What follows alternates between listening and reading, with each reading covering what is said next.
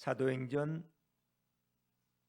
16장 11절부터 18절까지 말씀입니다. 11절부터 18절까지 한 절씩 교독하십니다. 우리가 드로아에서 배를 떠나 사모드라게로 직행하여 이튿날 네아폴리로 가고 거기서 빌립보에 이르니 이는 마게도냐 지방의 첫 성이요 또 로마의 식민지라. 이 성에서 수일을 유하다가 안식일에 우리가 기도할 곳이 있을까 하여 문 밖 강가에 나가 거기 앉아서 모인 여자들에게 말하는데, 두아디라 시에 있는 자색 옷감 장사로서 하나님을 섬기는 루디아라 하는 한 여자가 말을 듣고 있을 때 주께서 그 마음을 열어 바울의 말을 따르게 하신지라. 그와 그 집이 다 세례를 받고 우리에게 청하여 이르되, 만일 나를 주 믿는 자로 알거든 내 집에 들어와 유하라 하고 강권하여 머물게 하니라. 우리가 기도하는 곳에 가다가 점치는 귀신 들린 여종 하나를 만나니 점으로 그 주인들에게 큰 이익을 주는 자라.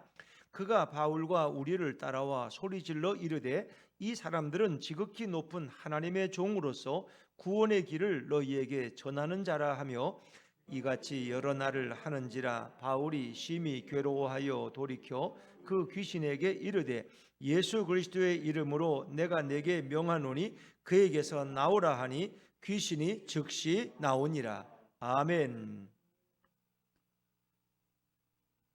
할렐루야. 네, 오늘 수요일 저녁 예배 나오신 여러분 위에 우리 주님의 축복과 은혜가 함께하기를 간절히 바랍니다. 자, 우리 이제 사도행전을 수요일마다 연속해서 이렇게 말씀을 나누고 있습니다. 지난 수요일에는 이제 바울이 바나바 팀과 바나바와 마가 팀과 갈라져서 그들이 이제 2차 선교 여행을 출발했는데, 문제는 그들이 가는 곳마다 하나님께서 막으셨다는 것입니다. 하나님께서 우리의 길을 막으실 때는 하나님은 어떤 계획이 있지 않을까요? 하나님은 아마 하나의 문을 막으시면 또 다른 문을 열으시는 그런 분이에요. 하나님은 분명히 바울을 향한 또 다른 계획이 있기 때문에 그가 가고자 하는 길을 막으셨을 거예요. 사도행전 16장 6절에 보니까 성령이 아시아에서 말씀을 전하지 못하게 하시거늘. 어떻게 성령이 말씀 전하는 걸 회방하고 방해하실 수 있을까? 또 16장 7절에 보니까 비두니아에 가고자 애쓰되 예수의 영이 허락하지 아니한지라. 예수님의 영, 성령이 바울이 가려는 곳을 자꾸 막으시는 거예요. 그것이 뭐 상황적일 수도 있고 여러 가지 교통편일 수도 있고 또 뭐 여러 가지 이제 것들을 통해서 하나님이 막으시는 것을 바울이 깨달았겠죠. 바울은 하나님의 뜻을 몰라서 몹시 당황했을 것입니다. 자, 우리가 하나님의 뜻을 모를 땐 당황해요. 정말 주님이 원하는 뜻이 뭘까? 이게 우리에게 늘 고민이에요. 그러나 하나님은 반드시 한 길을 막을 때는 다른 길을 열기 위한 주님의 계획이 있다는 것입니다. 근데 그 하나님의 뜻을 결국 드로아에 와서야 알게 됐어요. 이리저리 밀려가다가 하나님이 그 많은 곳은 가지 못하고 돌아가고 저리 가고 하다 보니까 드로아라는 항구 도시까지 오게 되었대요. 이 드로아는 바로 트로이 목마가 있는 그런 지역이라고, 바닷가라고 말씀드렸어요. 그런데 그 트로이에서, 드로아에서 결국은 환상을 보게 됐다. 여러분 말씀드렸죠. 그래서 마게도냐 사람 하나가 건너와서 우리를 도와달라고, 밤에 환상 가운데 소리치는 장면을 보고서야 그때 바울은 그 환상의 의미를 깨달았어요. 주님의 뜻이 여기 있구나. 이래서 주님이 아시아에서 말씀을 전하지 못하도록 막으셨구나. 이래서 예수님의 영이 우리가 비두니아로 가지 못하도록, 그리고 이 드로아 쪽으로 방향을 틀도록 이렇게 역사하셨구나. 거기서 모든 게 다 풀려진 거예요. 사실 우리가 인생을 살면서 우리가 이해 안 되는 것들도 있어요. 난 그때 어떻게 그런 일이 일어난지 이해가 안 돼. 지금은 몰라요. 나중에 알게 돼요, 모르게 돼요? 나중에 알게 돼. 나중에. 또 우리가 주님 앞에 가면 또 물어볼 수도 있지 않겠어요? 주님 그때 왜? 제가 좋아하던 그 자매가 있었는데 왜 그 자매하고 나하고는 왜 결혼이 잘 제대로 안 되고 왜 엉뚱한 이렇게 또 지금의 현재 부인을 만나게, 주님 왜 그렇게 하셨죠? 그때는 아마 주님이라 설명을 해줄 거야. 딸아, 걱정하지 말아라. 아들아, 다 이런 이유가 있어서 내가 그렇게 했던 거야. 근데 우리는 지금은 몰라. 근데 주님 앞에 가면 주님이 다 설명을 해주셔. 이제 그 걱정하지 말아요. 근데 반드시 우리가 이렇게 되어지는 일 속에는 주님의 섭리가 있다 없다? 있다는 것입니다. 그 바울이 복음 전하러 할 때도 왜 자꾸 막으셨을까? 왜 이리저리 이렇게 나를 방어하게 했을까? 거긴 목적이 있다는. 결국 그를 어디까지? 드로아까지 몰고 가기 위해서. 결국 거기서 환상을 보여주셨고 그 의미를 깨달을 때 이제는 아시아가 아니라 우리의 눈을 넓혀주셔서 유럽에 가서 전 세계를 향해서 복음을 전하라 하시는구나. 이걸 깨달았다. 그러니까 유럽에 가서 복음을 전하면서 그 다음에 바울의 기도가 다르. 내가 로마까지도 가야 되겠다. 이게 자꾸 선교의 폭이 넓어지는 거예요. 여러분은 이 화성시 이 산척동 여기 부영 5단지 알게 사시지만 4단지 계신 분들도 있고 그렇지만 여러분이 여기에만 머물지 마시고 눈을 들어서 저 세계를 아시아를 바라보고 전 세계를 바라볼 수 있는 그런 기도의 사람들 되기를 주의 이름으로 축원합니다. 그러니까 우리는 우문한 개구리가 돼서는 안 되는 거예요. 우리 자녀들도 가능하면 이렇게 해외 여행 시키면 좋죠. 왜? 그들이 보는 것이 그들의 마음이 사고가 넓어지는 거예요. 새로운 것을 볼 때마다 아이들은 또 거기서 새로운 것을 깨닫는 거예요. 이게 굉장히 중요하죠. 왜? 세상은 넓기 때문에. 그리고 세상 속에서 역사하시는 하나님의 역사를 발견할 때 우리의 믿음도 같이 성장할 수 있는 거예요. 그래서 이제 언젠가는 또 하나님이 은혜를 주셔서 우리가 정말 이렇게 선교 여행을 좀 같이 할 때가 아마 곧 오게 될 줄로 믿습니다. 그러나 때가 되면 그것도 조건이 또 맞아야죠. 하나님 또 기회를 주셔야 돼. 그때는. 그래서 좀 우리 김정희 권사님도 좀 다이리를 좀 키워놓고 말이야, 이렇게 좀 이제 지엄마한테 맡겨놓고 같이 가셔야지. 또 빼놓고 가면 또 얼마나 섭섭하시겠어. 그래서 직장에서도 휴가를 잘 맞춰가지고 이렇게 해서 이렇게 한번 교회가 이렇게 한번 세계 여행을 하면서 하나님이 어떻게 이렇게 복음을 전하신가 하는 걸 우리가 경험할 수 있다면 얼마나 좋겠어요. 그러기 위해서는 또 여러분들도 이제 또 열심히 또 일하시고 신앙생활 하셔야죠. 그래야 주님이 또 길을 열어 주시지 않겠어요? 그래서 바울 일행, 바울과 실라는 한 팀이 돼서 즉시 순종하고, 그러니까 주님의 뜻을 알면 그다음에 주저할 거 없어요. 주님의 뜻을 모를 때는 방황하는데 이거 주님의 뜻이라는 확신만 들어오면 그 순간은 주저할 필요가 없어. 달려가는 거야. 그래서 그 즉시로 지체하지 않고 배를 타고 유럽의 마케도니아의 첫 성인 빌립보로 도착하게 되는 거예요. 그러니까 우리가 어떤 것도 이게 하나님의 뜻이라는 확신이 왔을 때는 뒤도 돌아볼 필요가 없는 거예요. 가다가 실패해도 괜찮아. 그거는 왜? 주님이 다 계획이 있는 거니까. 근데 이게 주님이 아닌데 뭐 하는 게 잘 돼. 잘 돼도 불안해. 이거는 이게 주님의 뜻인지 아닌지도 모르겠어. 내가 잘못 온 것 같기도 하고. 그때는 뭔가 이게 안절부절하는. 그러나 이게 주님의 뜻이다. 이거 죽어도 그러면 두려운 게 없는 거야. 우린 죽어도 어디 가요? 천국 가죠. 우리는. 그러니까 뭐 그게 두렵지. 주님의 뜻이라면 우리가 뭘 못하겠어요. 근데 바울도 그런 거야. 이게 주님의 뜻이다. 예수님의 뜻이다. 그러니까 달려가는 거예요. 그래서 그들은 유럽에 가서 이제 복음을 전하게 되는 거예요. 자, 근데 여기 참 지금까지 주님의 뜻을 알기까지 너무 답답한 시간이었는데 이제 주님의 뜻을 발견한 다음에는 주저할 이유가 없어서, 그래서 11절 말씀으로 이제 돌아와 보죠. 11절입니다. 11절 시작. 우리가 드로아에서 배로 떠나 사모드라게로 직행하여 이튿날 네아폴리로 가고, 12절 거기서 빌립보에 이르리. 그러니까 네아폴리를 거쳐서 빌립보에 이르렀어요. 근데 드로아에서 배로 출발했어요. 그렇죠? 그들의 교통편은 배였어요. 그리고 사모드라게라는 곳을 지나서 직행해서 이튿날 네아폴리로 가서 거기서 빌립. 이 네아폴리와 빌립보는 가까워요. 거리가 멀지 않아요. 거기는 뭐 큰 시간이 안 걸려요. 그런데 이제 보니까 완행을 탔어요, 직행을 탔어요? 직행이라니까. 직행. 직행이라. 여러분 직행 알죠? 직행 버스. 완행 버스는 다 들려서 가고 직행 버스는 곧장 가는 거야. 그러니까 빨리 가는 거죠. 그러니까 이 직행이라는 것은 뭐예요? 하나님이 순조롭게 여정을 인도하신단 말이에요. 할렐루야. 모든 게 순차적으로 그렇게 모든 게 다 준비되어 있어. 그리고 바람도 드로아에서 빌립보 쪽으로 불어 바람이. 그 바람을 타고 가니까 배가 더 빨리 가. 2배 이상 빨리 가는 거야. 이 항해하는 분들은요, 바람을 타는 게 너무 중요해. 그러니까 맞바람을 타면은 배가 빨리 못 가. 뒤에서 바람이 불어주면 그냥 달려가는 거야. 배가 쏜살같이 그냥. 그리고 잔잔한 이런 바닷가를 주시고 거기에 바람이 불면은 배가 2배 이상 달릴 수 있는 거예요. 그래서 이틀 만에 결국 빌립보에 도착했다는 거예요. 이게 참 놀라운 얘기예요, 여러분. 이게 그냥 지나갈 얘기가 아니에요. 이제 여러분 이제 여기서 이렇게 표시해 놓고 어디로 가느냐? 어디로 갈까요? 20장 6절로 한번 가볼까요? 20장 6절. 앞으로 몇 장 넘기면 20장입니다. 사도행전 20장 6절. 지금은 이제 드로아에서 빌립보로 가는 여정이었잖아요. 11절은. 근데 20장 6절은 반대로 빌립보에서 드로아로 오는 여정이야. 이제 그걸 한번 보자고요. 자, 20장 6절 찾으셨죠? 같이 한번 읽어보죠. 시작. 우리는 무교절 후에 빌립보에서 배로 떠나 닷새만에 드로아에 있는 그들에게 가서 이레를 머무니라. 자, 빌립보에서 교통편은 분명히 배야. 기차가 아니야. 비행기도 아니고. 배로 떠나 닷새만에 드로아에. 며칠 만에 드로아에 도착했어요? 닷새 만에. 닷새는 며칠이에요? 5일 만에. 5일. 그러니까 지난번엔 이틀 걸렸어. 갈 때는. 근데 올 때는 5일 만에. 그러니까 올 때는 아마 직행이 아니었던 것 같아. 완행을 탄 것 같아. 이때는 급하지 않으니까. 그런데 여러분 갈 때는 이틀 만에 직행했다는 거예요. 직행. 그건 하나님이 모든 바람과 이 기후를 조절하셨다는 거예요. 그러니까 주님의 뜻이 될 때는 주님이 모든 걸 순조롭게 이루고 일사천리. 그거 하려고 일사천리로 모든 게 다 착착 맞아 들어가는 거야. 이게 주님의 뜻이라는 거예요.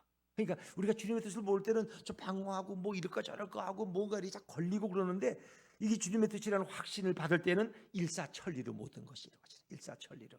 그래서 이틀 만에 드로아에서 빌립보에 도착했다는 거예요. 참 하나님의 역사는 놀랍다. 그러니까 우리는 이렇게 질문해야 돼요. 내가 이걸 할 수 있느냐 할 수 없느냐 이걸 물을 필요가 없어요. 이게 주님의 뜻이냐 아니냐는 거예요. 이게 주님의 뜻이면 돈도 걱정할 필요 없어. 환경도 걱정할 거, 건강도 걱정할 거 없어. 주님의 뜻이라면 모든 걸 다 채워주신다는 거예요. 그게 사람들은 자꾸 뭘 하려면 돈이 있어야 하죠. 나는 건강이 안 좋아서, 나는 지금 시간이 없어서, 뭐 핑계가 많어. 근데 그건 중요하지가 않아. 주님의 뜻이라면 거기에 필요한 물질과 시간과 여건과 환경과 사람까지 다 붙여줄 줄로 믿습니다. 이게 주님이 하시는 일이야. 그러니까 이게 주님의 뜻이냐 아니냐가 중요한 거지 할 수 있느냐가 못하느냐는 물을 필요가 없는 거야. 왜? 주님이 하고자 하시면 뭘 못하겠어요? 주님이 하시는 일에 불가능이 어디 있어요? 주님이 뭐가 부족해요? 전능하신 하나님인데. 그렇죠? 근데 우리는 다 교회에서 이렇게 회의하는 거 보면 그럴 만한 돈이 있습니까? 그 자꾸 돈만 따지고 있어. 그럼 주님이 돈 있으면 뭐 하라 그러고 돈 없으면 하지 말라 그러시나? 필요하면 주님이 돈을 주시는 거지. 그러니까 우리는 주님의 뜻이냐 아니냐가 제일 중요해. 다른 것보다 그게 제일 중요해. 그러면 다른 것은 주님이 다 책임지신다. 근데 주님의 뜻과 반대로 가면 이제 곤란하죠. 우리가 에레미야 아침마다 이렇게 살펴보지만은 묵상하지만 이스라엘 백성은 주님의 뜻과 반대로 갔다. 하나님을 떠나고 그들은 언약 백성이야. 아브라함과 하나님이 언약을 맺었어. 너희 후손들은 이 나의 말씀대로 살면 약속대로 살면은 내가 너에게 복을 주겠다는. 근데 그들이 언약 백성으로서 언약을 파기했어. 마치 신랑과 결혼한 신부가 자기 남편을 버리고 다른 남자의 품에 가서 품에 안긴 거 똑같은 거야. 이스라엘 백성들이 결국 바알과 아세라의 품에 가서 안긴 거야. 이 언약을 스스로 파기시켜 버린 거야. 그러니까 복을 받을 수가 없는 거야. 그리고 그들은 선지자들을 통해서 주님이 그들을 부르시지만 그 음성을 거부하고 그들은 하나님의 말씀을 짓밟았어요. 결국 그들의 죄 때문에 그들은 결국 바벨론에 의해서 진멸당하는 그런 수모와 아픔을 당하게 되죠. 그러니까 이제 바벨론이 쳐들어와서 예루살렘을 멸망시킬 때는 지금 터키 경우하고는 다른 거야. 지금 터키는 뭐 터키 인구가 8,800만인가 그런데 거기서 지금 뭐 한 20만 명이 이렇게 순환을 당하고 이제 뭐 지금 보면 통계적으로 보니까 한 7만 명, 8만 명이 이제 이렇게 사망된 것으로 알고 뭐 이렇게 나오잖아요, 통계가. 근데 거기는 그게 아니야. 예루살렘 시민 거의 95%, 99%가 다 살해를 당한 거야.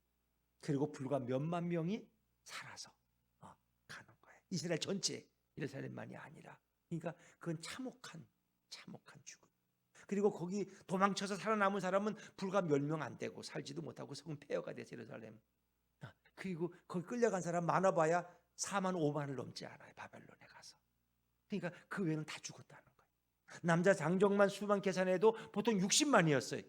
뭐 지파비 12지파 다 장정을 20세 이상 계산하면은. 근데 거기다 여자들, 거기다 아이들까지 계산하면 그 숫자는 적어도 200만, 150만, 200만에 이르는 숫자인데. 그렇죠? 거기서 불과 살아남은 사람은 몇만 명밖에. 얼마나 참혹했겠어요. 그 시체가 강을 이루고 그 피가 어떻게 했어요? 그러니까 그걸 왜 그런 걸 보여주는 거예요? 마지막 종말이 바로 그렇다는 거예요. 예수님께서.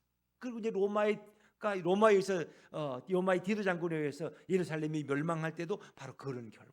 그래서 그들은 2000년 동안 흩어져서 살다가 다시 이제 이게 지금 팔레스타인 땅으로 돌아가서 겨우 나라를 세웠는데, 그 주님은 말씀하시는 게 마지막 종말의 심판은 그보다 더 참혹할 수 있다는 거예요.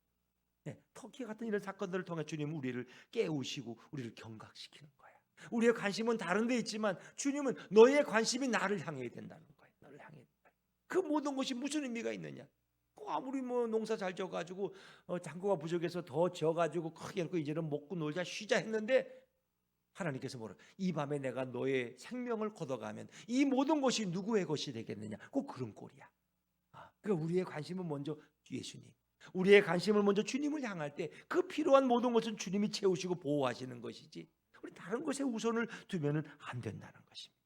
그러니까 주님의 뜻이냐 아니냐가 제일 중요하다. 왜? 그분은 불가능이 없기 때문에. 자, 그런데 이제 빌립보에 가보니까 사실은 거기서 뭐 누가 맞아주는 사람도 없어요. 자, 12절 말씀으로 건너갈게요. 12절 시작.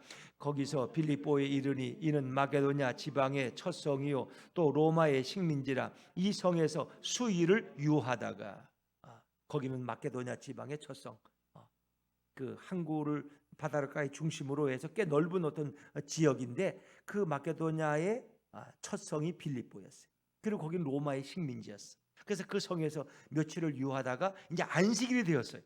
그래서 안식일에 기도할 것을 찾게 되었죠. 13절로 넘어갑니다. 13절 시작. 안식일에 우리가 기도할 것이 있을까 하여 문 밖 강가에 나가 거기 앉아서 모인 여자들에게 말하는데, 사실 유대인들은 어느 도시나 10명만 그 도시에 거주하면은요 회당을 만든다 그래. 그게 열심이야.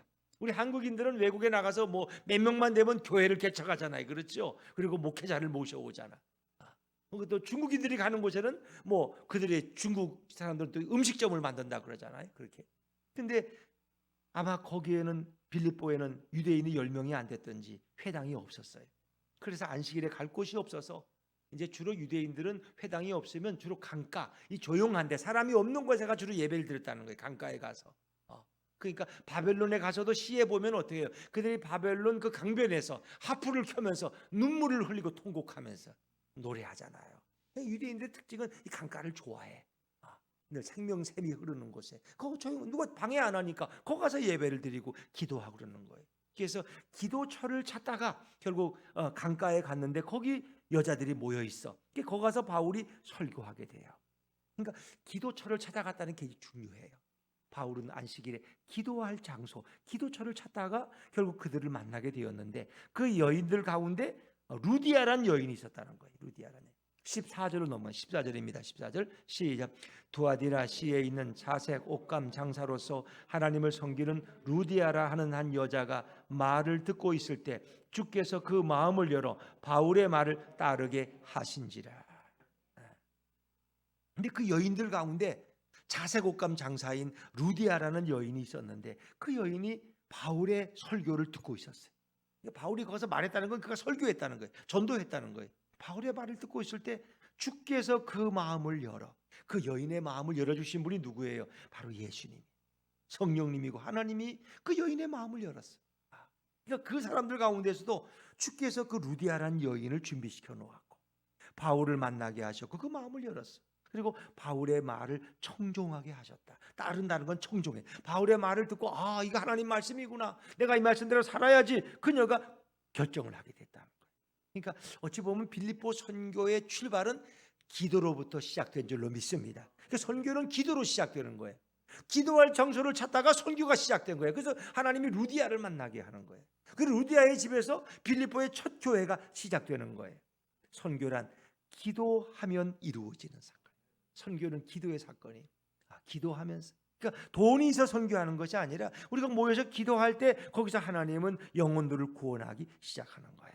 이게 주님의 뜻이에요. 그리고 루디아의 마음을 열어주신 분이 바로 주님이에요. 주께서 그 마음을 열어. 여러분의 마음을 열어주신 분이 바로 예수님이고 성령님이에요.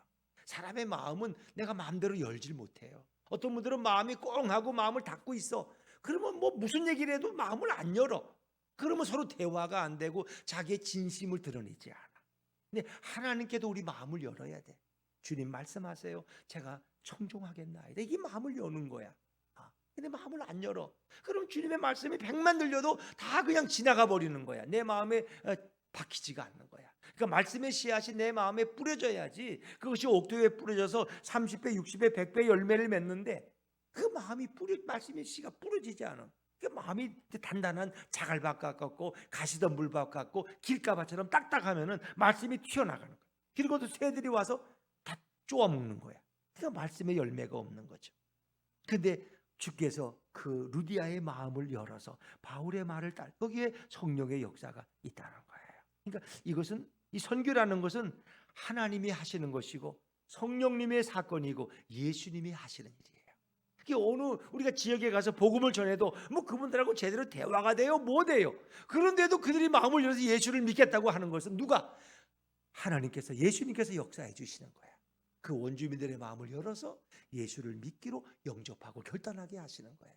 그 선교는 바로 미션데이, 하나님의 사건이다. 하나님이 하시는, 우리 인간이 하는 게 아니에요. 그거는 하나님이 다 하시는 거예요. 우리 가기 전에 이미 그 사람들의 마음문을 열어놓으신 거야. 가서 그냥 잘 안 되는 말로 이렇게 던져도 그들이 예수 믿겠다고 무릎 꿇고 눈물을 흘리고 찬양하고 손을 들고 그러는 거야. 그건 인간의 언어에 감동된 것이 아니라 이미 성령께서 그 마음들을 다 만져주신 거예요. 선교는 하나님의 사건이고 예수님께서 하시는 일이다 말이에요. 그래서 바울은 기도할 곳을 찾다가 기도처를 찾다가 선교가 시작되고 루디아를 만나게 한 거예요. 그 루디아라는 여인은 마음을 열고 주님을 경외하는 여인이에요. 그래서 그녀의 가정이 다 세례를 받아요. 이 세례 받는 게 뭐 쉽겠어요? 그 자기만이 아니라 온 집이 다 세례를 받았어요. 15절입니다. 15절 시작. 그와 그 집이 다 세례를 받고 우리에게 청하여 이르되 만일 나를 주 믿는 자로 알거든 내 집에 들어와 유하라 하고 강권하여 머물게 하니라. 아멘. 그녀와 온 가족이 다 세례를 받았어요. 마치 베드로를 초청했던 고넬료의 가정이 다 세례를 받았어. 거기에 성령이 임하고 말이에요. 근데 이방인은 루디아의 가정이 다 세례를 받았어요. 이게 쉬운 일이 아니에요. 온 가족이 그 시대에 더구나. 근데 성령님이 강하게 역사했어요. 온 가족의 마음을 열어주신 거예요. 그리고 다 세례를 받았어요. 그리고 나서 이 루디아가 간청이 있어요. 나를 주 믿는 자로, 나를 하나님을 섬기는 사람으로 아시거든 내 집에 들어와 유하라. 그것은 당신이 우리 집에 와서 거처를 정하시고 여기서 숙식을 해결하시고 그리고 여기서 예배를 인도하시라는 거야. 그 얘기는 바꿔 말하면 자기 집을 뭘로 내놓으시는 거예요? 예배당으로, 예배처소로 우리 집을 사용해라. 그러니까 루디아라는 여인은 아마 자주장사하는 분이니까 여성 사업가야.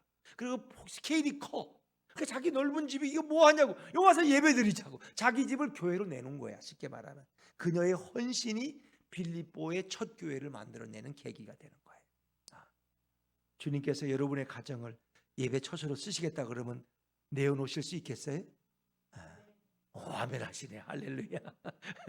쉽지 않은 일이죠. 근데 하여튼 루디아는 자기 집을 교회로 내놓은 거야. 그래서 거기서 그것이 바로 빌립보 첫 교회가 된 거야. 이제 뭘 보냐 하면은 이제 사도행전 10장 마지막 이제 이 사건이 귀신 사건 후에 이제 빌립보 지하 감옥에 갇히잖아요. 근데 거기서 또 매를 맞고 막 그러는데 이제 그 다음 주에 할 얘기겠지만 이제 간수장의 가족이 또 와서 이렇게 자기 온 가족이 세례받고 또 음식을 접대하고 치료를 해주고 그리고 이제 한밤중에 나오잖아요. 거기서 나와서 이 루디아의 가정에 들려 베드로, 바울과 실라가 그리고 다른 형제들을 만나고 또 길을 떠나게 돼요. 그러니까 그 루디아의 집에는 사람들이 몰려 있는 숙소와 같은 것이고 예배의 처소로 예배당으로 사용되고 있다는 걸 우리가 알 수 있어요. 이거는 이제 다음 주에 또 이제 우리가 생각할 수 있겠죠. 하여튼 바울이 여기 빌립보에 온 이유는 바로 루디아라는 여인을 만나기 위해서 주님은 그렇게 계획해 놓으신 거예요. 참 놀라운 일이죠. 이렇게 수요 예배 때 여러분을 만나는 게 얼마나 축복이야, 그렇죠? 우리 아내라 집사님 가정을 이렇게 백영진 집사님 만나는 게 얼마나, 또 여기 이렇게 김진묵 권사님, 김영민 집사님을 여기서 이렇게 수요 예배 때 만나는 게 얼마나 놀랍겠어요. 뭐 우리가 처음에 3년 전에는 꿈이나 꿨겠어요? 상상도 못했던 일이지. 근데 이렇게 우리가 함께 수요 예배 고정 멤버가 돼. 우리 김정혜 권사님이 또 이렇게 마침 부영 아파트 이사 와가지고 또 이렇게 교회에서 음식도 잘해주시고 맛있는 것도 잘해주고 얼마나 붕어빵도 열심히 하고 이걸 누가 상상이나 했겠어요? 근데 하나님이 이렇게 짝을 지어 주시는, 이게 인간의 뜻대로 됐겠어요? 이게 성령님이 다 계획한 거예요. 또 우리 박옥래 권사님, 그렇죠? 그 권사님은 이제 서울에 이제 공릉동에, 공릉역 옆에 있는 교회가 공릉교회야. 제가 예전에 그 교회 부목사로도 섬겼어요. 한 2년 동안 양평교회 가기 전에, 담임 목사로 가기 전에. 근데 저는 그리고 이제 떠났는데 양평으로 가고 34살에 양평교회 담임 목사로 갔고, 근데 이 권사님은 그 후에 오신 거야. 그러니까 저하고 마주친 적은 없어. 근데 그 후에도 이제 그때 소문이 나가지고 우리 교회에 있던 그 이영무 목사가 동탄에다 교회를 개척했대. 근데 마침 권사님이 또 이렇게 사단지로 이사 오신 거야. 그러니까 그 공릉교회 또 정이 거기가 뿌리니까 주일날은 또 글로 가시지만 또 수요 예배 이렇게 나오지, 예배 드리니까 이것도 할렐루야, 얼마나 감사해.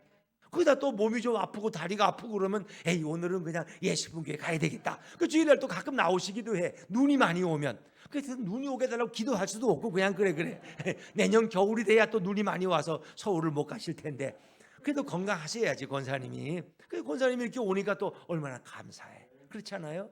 수요예배 나오는 게 참 쉽지 않아요. 그들에게 여러분이 이렇게 수요예배를 지켜주는 것이 주님이 얼마나 기뻐하실까. 이게 다 우리가 뭐 상상이나 했어요? 그런데 사실 여러분들이 아무도 안 나오고 우리 집사람하고 둘이 하면, 여보 우리는 예배 드린 걸로 하고 잠깐 5분 기도하고 집에 가자, 그냥 이랬을지도 몰라. 근데 갈지도 못해. 여러분이 지켜보고 있기 때문에 이제는 그렇잖아요. 그래서 자, 우리가 같이 이렇게 은혜 받을 수 있는 기회가 되게 한 것도 주님의 뜻이다. 근데 그 선교는 바울과 루디아라는 그 자주장사의 만남을 통해서 최초의 교회가 생겨지고 그 여인은 헌신하게 되고 거기서 하나님은 일하시기 시작했더라. 그것이 이제 빌립보를 거쳐서 유럽 전체로 불같이 그 복음이 전파되기 시작하는 거예요. 그리고 마지막에 로마에까지 그 복음이 전거되게 되는 거죠. 이게 다 하나님의 역사다. 참 주님이 계획한 일은, 근데 여기 보니까 강권했다. 강권. 그러니까 아마 바울은 처음에 거절했을지도 몰라요. 아니 이렇게 가정에서 우리가 예배드리면 얼마나 불편하시겠습니까? 우리가 또 여기 숙소를 정하면. 근데 루디아는 강권이라는 건 뭐예요? 막 권한 거야. 강제로 권해서 여기 머무시라고, 괜찮다고, 우리 남편도 다 좋아하고 우리 자식들도 좋아한다고 강권해서 결국 그들을 거기에 숙소를 정하게 하고 그것을 예배 처소로 드리게 했다는 거예요. 유리한 여인의 마음이 얼마나 아름다운가. 이런 헌신하는 여인들을 주님이 얼마나 기뻐하셨을까. 자, 근데 이제 거기에 또 예상치 못했던 또 한 가지 사건에 부딪히게 됩니다. 이 안 만나도 좋을 사람인데 또 한 사람을 만났어요. 자, 16절로 넘어가 볼까요? 16절입니다. 16절 시작. 우리가 기도하는 곳에 가다가 점치는 귀신 들린 여종 하나를 만나니 점으로 그 주인들에게 큰 이익을 주는 자라. 그러니까 이제 점을 치는 여인인데 이 여인은 귀신 들렸어요. 이 귀신 들리면 좀 용하거든. 그러니까 이제 뭔가 좀 뭐 미래를 알고 사람들의 뭘 좀 맞출 수 있는 거야 이게. 그러니까 주인은 그 여인을 이용해서 점을 쳤고 돈을 벌고 있었다라는 거예요. 이제 그런 여인을 만나게 되었어요. 근데 바울이 보니 안타깝죠. 이 귀신이 들어서 귀신의 노예가 되어 저렇게 점을 치는 게 얼마나 불쌍한 여인이야. 근데 이 여인이 이제 바울을 따라오면서 어찌 보면은 바울에 대해서 맞는 얘기를 해요. 그렇지만 그것이 바울의 사역에 방해가 됐을 거예요. 17절 말씀으로 넘어가 볼까요? 17절입니다. 시작. 그가 바울과 우리를 따라와 소리질러 이르되 이 사람들은 지극히 높은 하나님의 종으로서 구원의 길을 너희에게 전하는 자라 하며. 이 여인이 틀린 얘기를 해요? 바른 얘기를 해요? 지금 바른 얘기야. 이 사람들은 지극히 높은 하나님의 종이다. 그리고 그들은 구원의 길을 너희에게 전하는 사람이다. 이거 맞는 얘기다. 뭐 틀린 얘기 아니에요. 근데 이 여인이 몇 날 며칠을 바울을 따라다니면서 그 소리를 부르짖는 거야. 이게 참, 이 귀신 들린 여인이 이렇게 용케 바울을 알아봤을까? 그리고 하나님의 종이라고 알고 있고, 이게 그러니까 귀신도 어떤 제한된 지식은 가질 수 있는 거예요. 근데 그건 완전한 지식이 아니야. 그 귀신이 믿었다면 큰일 나. 점을 칠 때 진짜 용한 점쟁이들은, 무당들은 귀신을 모시고 있는 거예요. 근데 엉터리는 귀신을 모시지 않는데 진짜 용한 점쟁이들은 귀신을 모시고 살아가요. 귀신이 시키는 대로 해. 그러니까 평화가 없어, 자유가 없어. 늘 얼굴이 우거지상이야. 귀신이 시키는 대로 해야 돼. 제가 양평에 있을 때 이제 이렇게 청소하는 아주머니를 했는데 그 백안니라고. 근데 그 뚱뚱한 아줌마가 왔는데 풍채가 좋더라고. 근데 이 얘기를 하는데 자기가 옛날에 백안니의 유명한 무당이었다 그러더라고. 자기가 무당이고 굿도 많이 하고 점도 쳐주고 그랬는데 이게 귀신을 그렇게 섬겼지만 잘 되는 게 늘 마음이 불안하고 두렵고 귀신이 또 벌을 줄까 봐. 그 귀신이 자꾸 요구하는 걸 또 안 하면 안 돼. 큰일 나는 거야. 그 자식들도 다 뭐 되는 게 없어. 그래가 자기가 큰 결심하고 교회를 나오게 됐더라. 그리고 교회 와서 교회 출석하면서 교회 청소하는 일을 하게 돼. 참 그래. 그러니까 귀신을 섬기면요 사람이 불행해지는 거예요. 귀신은 인간에게 자유와 기쁨을 안 줘요. 귀신 섬기는 무당들은 다 우울해. 그리고 늘 주눅 들고. 이게 왜 귀신은 늘 인간에게 많은 걸 요구한단 말이에요. 이게 참 불행한 거죠. 근데 이제 가끔 귀신들이 또 제가 전에 양평에 있을 때 이 새신자를 이렇게 상담을 하는데 어떻게 우리 교회 나오게 되셨냐고 누구 소개해보니까 아니라는 거야. 자기가 집안에 너무 우환이 많아가지고 용한 점쟁이한테 점을 치러 갔대. 근데 점쟁이가 점을 치더니 내가 당신의 병은 못 고치겠다고. 당신의 병을 고치는 방법은 교회 나가서 예수 믿는 것밖에 없다 그러더래. 그 자기는 교회 나왔다는 그 길로. 그래서 그 참 점쟁이가 기특하다 내 그런 생각을 했어요. 근데 귀신들도 가끔 이런 소리를 해요. 그러니까 귀신들은 근데 그 완벽한 지식이 아니야. 그걸 믿으면 안 돼. 제한된 지식. 가끔 사람들을 놀라게 해. 근데 거기를 철저하게 의지하면 그 망하는 지옥 가는 길이에요. 그건 의지할 게 못 돼. 그러나 약간의 지식은 가지고 있어. 바울을 알아보잖아. 그러니까 하나님의 종이라는 걸 어떻게 알았겠어요? 바울이 뭐 명함을 가지고 다녀요? 써붙이고 다녀요. 근데 그냥 알고 그래. 남들은 몰라도. 그러니까 귀신이 있는 거예요. 악한 영은 존재해요. 그러나 성령님이 임하면 귀신은 다 물러갈 줄로 믿습니다. 우리 두려워할 필요가 없는 거예요. 예수님이 오시면 그 악령의 세력은 다 쫓겨가 버려요. 그래서 우리는 두려워할 필요가 없어요. 예수의 이름에 권세가 있기 때문에. 그래서 이제 여기에 대해서 바울은 그냥 둬서는 안 돼. 왜 그러냐? 이렇게 귀신의 귀신의 입을 빌려서 복음을 전하고 싶지가 않았어. 하나님의 말씀은 이 선지자의 이 사도의 입을 통해서 전달돼야지 귀신의 입을 통해서 하나님의 복음을 전하면 안 돼. 또 귀신 때문에 복음 전파에 더 어려운 일이 일어날 수도 있다는 걸 알았기 때문에 결국은 예수 이름으로 그 귀신을 내어 쫓게 되는 거죠. 그 여인에게서. 자, 18절 말씀으로 18절입니다. 마지막 시작. 이같이 여러 날을 하는지라 바울이 심히 괴로워하여 돌이켜 그 귀신에게 이르되 예수 그리스도의 이름으로 내가 내게 명하노니 그에게서 나오라 하니 귀신이 즉시 나오니라. 할렐루야. 귀신이 나갔다. 예수 그리스도의 이름에는 능력의 이름. 예수님의 이름으로 기도하면 응답 받을 줄로 믿습니다. 예수님의 이름을 의지하면 더럽고 추악한 이 죄가 사함을 받는 거예요.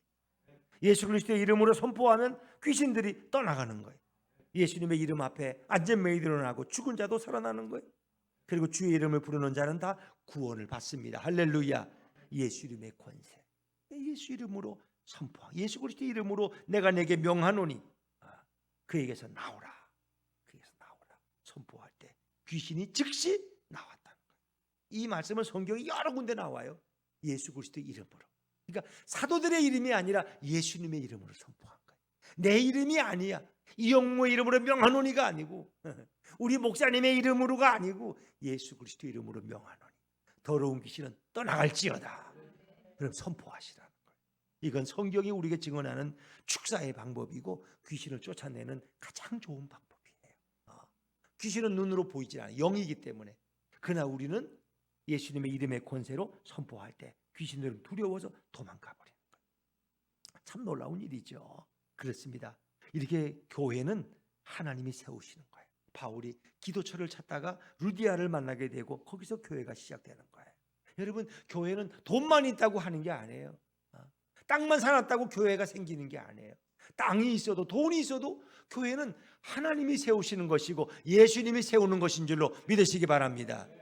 참 그렇더라고요. 참 조심스러운 얘기인데 제가 오늘 이제 어딜 좀 갔다 와 약간 좀 피곤한데 뭐 그래도 뭐 괜찮겠다 하고 이렇게 하는데 인천에 있는 좀 아는 목사님이 그 개척을 하신 분이 있어서 좀 이제 그분도 개척을 할 때 저보다 조금 한 몇 달 늦게 이렇게 시작하셨는데 이제 뭐 충분한 이제 재정도 확보했고 또 교인들도 기성교인들 자기 열심히 섬기던 교회에 한 20명 정도가 이렇게 나오셔서 같이 그러니까 뭐 교인들도 있고 훈련된 교인들도 있고 또 재정도 있고 뭐 걱정이겠어요. 그래서 정말 목사님은 기도 많이 하고 땅을 사서 이렇게 건축을 했어. 근데 이제 그 어려움이 오려니까 그렇지. 그 이상한 이런저런 일로 같이 이렇게 개척에 참석했던 분들이 한 분, 두 분 자꾸 떠나가는 거야. 이렇게 건축을 하고 그러면 더 많아져야 되는데 이 걱정이 또 숫자가 줄어드는 거야. 예배당은 이렇게 넓게 100석이 넘게 120석을 넘게 만들어 놨는데 교인들은 많이 모이지 못해. 오히려 더 줄어갔어. 교회라는 것은 돈만 가지고 되는 게 아니다. 땅만 있다고 되는 게, 건물만 있다고 교회가 되는 게 아니에요. 거긴 예수님의 역사가 있어야 됩니다. 주님이 보내주시는 영혼들이 있어야 돼. 그래서 어찌 보면 땅이나 건물보다 더 중요한 건 주님이 보내신 사람들이야. 그 영혼들이 있으면 뭐 교회 예배당 건물이 없어도 우린 예배 드릴 수 있는 거야. 어디서든 가정에서 예배 드릴 수도 있고 텐트 치고 예배 드릴 수도 있고 상가를 빌려 예배 드릴 수도 있고. 근데 멋진 땅과 멋진 교회를 건축해 놔도 그런 와중에 교인들이 자꾸 이런저런 이유로 하나씩 다 떠나가니까 힘을 잃고 의욕을 많이 상실하세요. 제가 오히려 거기를 왜 가게 돼? 그 목사님을 위로하라고. 뭐 우리 예배당하고 우린 여기 50석이지만 거긴 보니까 한 120석을 만들어 놓으셨더라고. 근데 거기 몇 명이 앉으면 얼마나 그거 힘드시겠어요. 그래서 교회는 주님이 세우시는 거구나. 돈으로 만들어지는 게 아니에요. 건물만 저런다고 교회가 아니야. 거기에는 주님이 보내신 영혼들이 있어야 돼요. 그래서 예배당보다 더 중요한 것이 바로 성도들이구나. 그리고 주님이 임재한 주님을 모신 성도들이 바로 그 교회의 기둥이 되는구나. 이제 이런 걸 제가 느꼈는데 오늘 바울도 마찬가지예요. 가서 무슨 예배당이 있어요? 뭐가 있어요? 갈 곳이 없어요. 그런데 기도하러 가다가 루디아라는 여인을 만나고 그의 집에서 교회가 시작되어지고 그것이 유럽 전체의 복음의 첫 출발이 되었다는 것입니다. 기도는 이만큼 중요한 거죠. 기도는 이만큼 중요한 거예요. 그래서 우리가 이렇게 한 공동체로 모여서 이렇게 예수 복음교회를 섬겨간다는 것이 얼마나 복된 줄 몰라요. 또 주님이 앞으로 또 어떤 일을 행하실지 누가 알겠어요. 우리는 기대하는 마음으로 동참할 수 있고 주님의 말씀에 순종하고 주님을 의지하고 나아가면 교회는 누가 세워가는 거예요? 주님이 세워가는 거예요. 담임 목사가 세워가는 것도 아니고 교인들이 세워가는 것도 아니야. 우리는 그냥 순종하고 동참하는 것이지. 이 모든 일을 하시는 분은 바로 우리 성령님이시고 우리 예수님. 우리가 주님을 바라보고 주님을 의지하는 것이 중요해요. 사실 또 그래요. 교인들이 다 떠나고 아무도 없어도 예수님만 계시면 그것은 충분할 줄로 믿습니다. 교인들은 올 때도 있고 갈 때도 있고 그런 거예요. 그건 우리 중요해. 예수님이 함께 계시면 되는 거지. 예수님이 계시면 그 교회는 몇천 명, 몇만 명이 모인 것보다 더 훌륭한 교회죠. 주님의 임재가 있는 예배를 드리니까. 그래서 예수님이 가장 중요하다. 사도 바울의 사역에도 주님이 그의 길을 이끌어 가시는 거예요. 길을 막으시다가 길을 열어주시고 환상을 통해서 빌립보로 건너가게 하시고 거기서 첫 교회를 만나게 하시고 그가 기도할 때 그리고 그가 예수 이름으로 부르짖고 선포할 때 귀신들이 떠나가고 그곳에 하나님 나라가 임하는 놀라운 역사들을 경험하게 돼요. 오늘도 그 좋으신 능력의 주님 예수님의 이름의 권세를 의지해서 한 주간도 승리하시기를 주 이름으로 축원합니다.